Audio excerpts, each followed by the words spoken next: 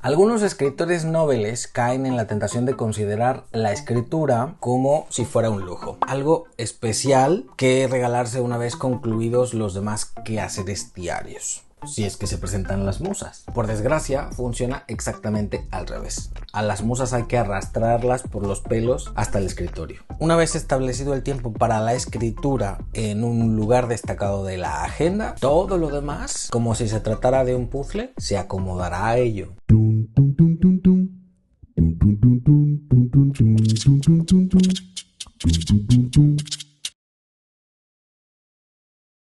Demuéstrame que valoras mis esfuerzos por convertirte en un escritor. Da clic al botón gracias y déjame una propinita. Podrás hacer un comentario destacado. Y hablando de apoyos, ayúdame y benefíciate siendo un super tallerícola. Consigue acceso a contenido exclusivo y prioridad al responder tus comentarios. Sé tallerícola fan y ve todos mis vídeos sin publicidad y para siempre. O sé tallerícola preguntón y realízame una consulta mensual por videollamada. Entra a israelpintor.com/soytallerícola y elige una suscripción. Te voy a contar lo que puedes hacer para tener mejores hábitos de escritura. Estas prácticas son empleadas y recomendadas por un montón de escritores profesionales. Si necesitas trabajar en tus hábitos de escritura, ojo aquí. Pero antes date un segundo para suscribirte. Con esta suscripción recibirás notificaciones cuando yo publique algo nuevo. Así no te perderás nada de lo que viene. Venga, yo sé que todavía no te suscribes, aunque estos vídeos te encantan. Así que dale, venga, un clic para suscribirte y otro clic a la campanita para recibir notificaciones. ¿Ya? ¿No acabaste? Venga, ¿ves qué rápido? Vamos allá. 1. Elige el momento fijo del día que le dedicarás a la escritura. Si pretendes tomarte en serio la escritura, escribir en tus tiempos libres nunca te llevará a dominar el oficio. Escribir es una labor como cualquier otra. Así como defines el tiempo y así como defines el momento para realizar el resto de las labores que quieres, necesitas o debes hacer, así deberías fijar la escritura en tu día a día. Sí, tienes muchas cosas que hacer y no tienes tanto tiempo como te gustaría, pero ¿a que no dejas la sesión de Netflix después de la cena o te pegas madrugones rutinarios para escribir? Si no puedes, será más bien que no quieres. Se ha escrito en las más infames condiciones. Algunos en pleno campo de batalla, mientras les llovían bombas. Piensa en eso. Yo prefiero escribir por las mañanas, aunque no siempre puede ser. Si estoy enfrascado en un proyecto literario de largo aliento como una novela, no importa la hora del día en la que me ponga. Lo único que importa es que nada me distraiga. Para que mi mente funcione necesito al menos 30 minutos de conexión con el trabajo y 4 o 5 horas ininterrumpidas de concentración y tecleo. 2. Busca un espacio. Los profesionales y los testarudos pueden escribir prácticamente en cualquier tipo de lugar y circunstancia. A la larga es lo que probablemente aprendas a hacer.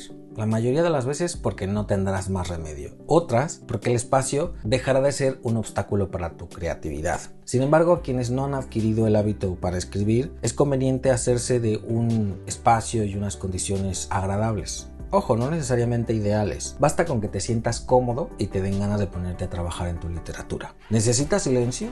Una silla cómoda, estar cubierto bajo las mantas de la cama con el portátil entre las piernas, siempre acompañado por una taza de café o té. Rodearte de un ambiente agradable te ayudará a crearte el hábito de escribir. Ahora mismo tengo un despacho, prefiero sentarme en mi escritorio a trabajar, pero suelo cambiar de ambiente sin darme cuenta. Al rato ya estoy en el salón con el portátil sobre las piernas o acostado de barriga sobre la cama para estirar un poco la espalda sin dejar de teclear sobre el portátil. Lo que no se me da bien, aunque puedo hacerlo si me esfuerzo mucho, es escribir rodeado de escándalo, sobre todo si es de mi familia. Si son extraños en un café, por ejemplo, me cuesta menos. Me encierro en una burbuja invisible. Ayudan mucho los tapones para los oídos. 3. Busca la complicidad de los que te quieren.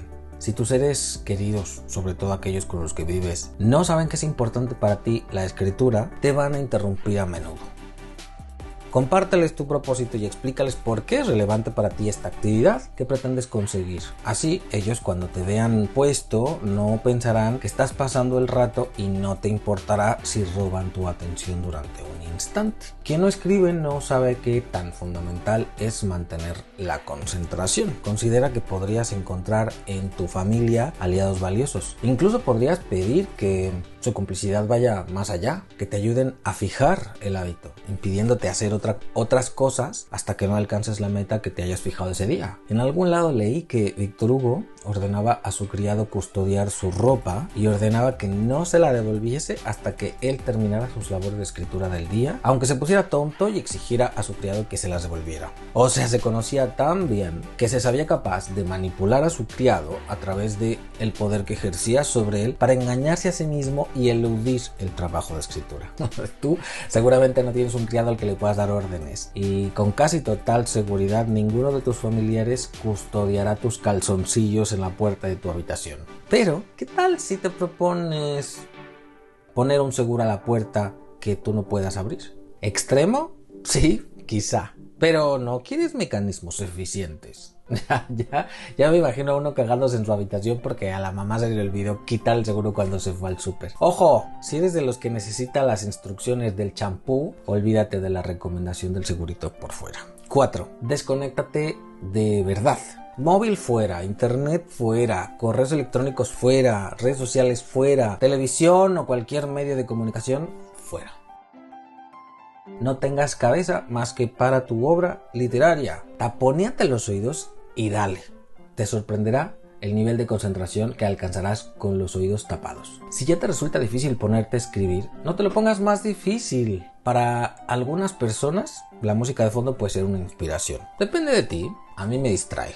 Si no es una música que vaya a la onda con lo que estoy escribiendo en ese momento, puede afectarlo porque soy bastante incapaz de ignorar la música. La capacidad comunicativa de la música me parece brutal y me fascina escuchar música, pero no escribiendo. Me siento culpable cuando lo hago porque no puedo dejarme llevar por las olas deleitosas del ritmo ni por las ideas que cruzan mi mente y pretenden ser literatura. 5. Leer también forma parte del proceso de creación. Para escribir hay que leer. No exactamente mientras escribes, pero sí cuando no lo haces. Me explico. Generalmente las obras se escriben de a poco y entre sesión y sesión de escritura uno hace otras cosas. Un hábito maravilloso que te va a mantener conectado a tu trabajo es la lectura. Suele pasar más a menudo de lo que podrías creer que tus ideas se acomodan de un modo casi mágico cuando lees. Las obras de otros funcionan como espejos a través de las que uno puede ver aspectos de su propia obra.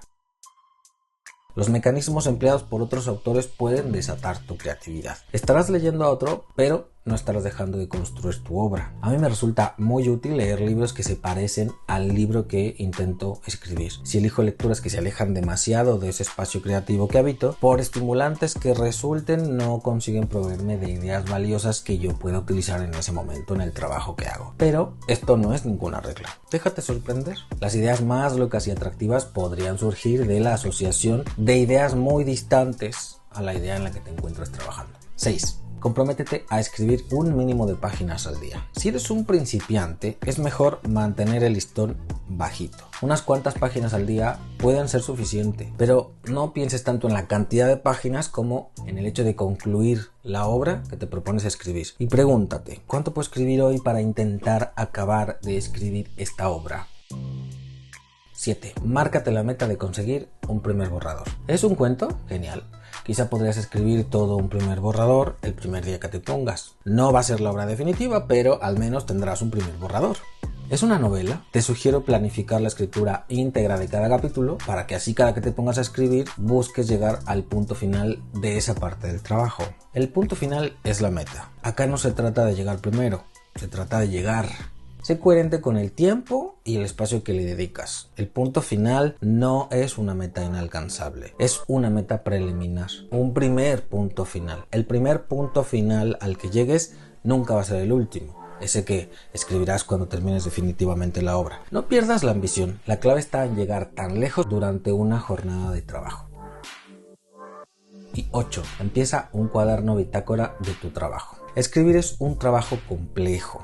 un reto intelectual que obliga a un autor a controlar una cantidad de información muy bestia. No esperes tener una mente prodigiosa y una memoria a prueba de amnesia. Solo hay una forma en que puedes aglutinar, organizar y utilizar toda esa información que tu mente va a producir cuando te propongas crear una libreta literaria. Escríbelo todo en un cuaderno. Los cuadernos de papel, esas herramientas del Pleistoceno que ya solo compra y no siempre usa el fetichista de la libreta, en realidad tiene superpoderes. Es capaz de almacenar todas tus genialidades y torpezas, todos tus pensamientos, ocurrencias, elucubraciones y locuras, para que una vez atrapadas tengas la posibilidad de hurgar en ese baúl de palabras y hacer algo con ellas. Las ideas son esquivas, como mariposas en un bosque. Si no las atrapas, así como se te ocurrieron, desaparecerán. Si no cazas a la mariposa, no podrás estudiarla.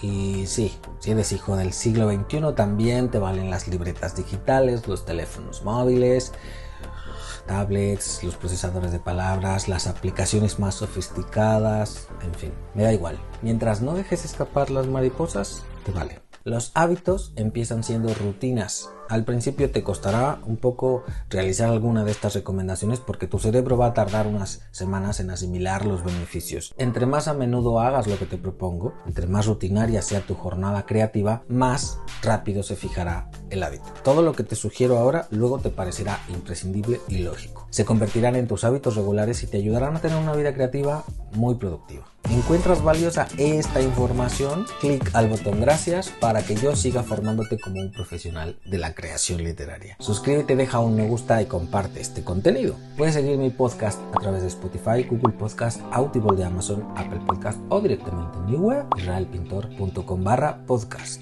Suscríbete a mi boletín para recibir noticias, descuentos y más. Entra a israelpintor.com/boletín y rellena el formulario. ¿Cuáles son los problemas a los que te enfrentas habitualmente y te impiden escribir? ¿Aún no consigues desarrollar buenos hábitos de escritura? Cuéntamelo todo. Leo y respondo todos los comentarios. Pero también considera que al compartir tu experiencia con la comunidad podrás dejarte ayudar y motivar por las experiencias de otros tallerícolas. Soy Israel Pintor, coach literario y profesor de taller de escritura creativa. Escribe que la vida son 2 días y no hay bloqueo. Sígueme en Instagram. Diseñé un montón de filtros para escritores en apuros. Podrás cotillarme de cerca. ¿Quieres tomar clases conmigo? Conoce mis cursos en israelpintor.com.